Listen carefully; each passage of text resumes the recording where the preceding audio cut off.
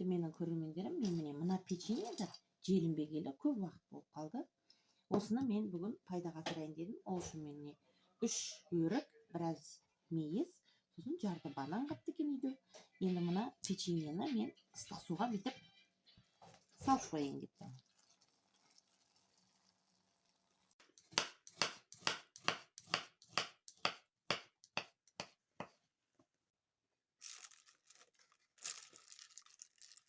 Бұны мен өткенде бір видеомда кивимен істеген, өте дәмді болды.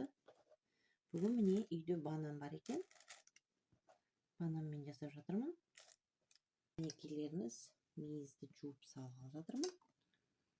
Енді 3 өрікті турап жіберейін. Қостым. Енді біраз қант қосайын, тәтті болсын. Бізде тәттіні папа жақсы көреді. Ой, өте көп қостым. Қант қостым. Міне мен енді осыған сгущенкамызды қостық. Былайынан. Сгущенканы қостық.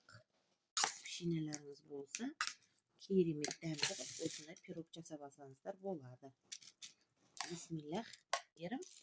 Міне үйде желінбей тұрған балықтан жасалған печенье, енді көбіне осы қатымға, столға салғанға аламыз. Енді осы көп болды, желінбей тұрып қалды. Енді осыны тура осындай үйде бар заттарменен орех қоссаңыздар да болады. Дәмдеп, отбасыларыңызға жасап берсе, өте қуанып қалады.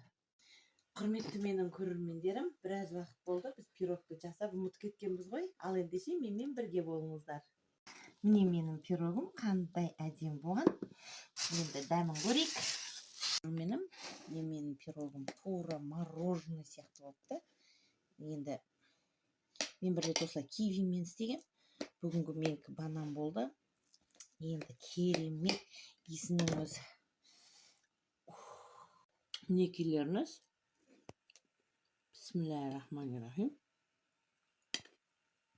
Как будто мороженое.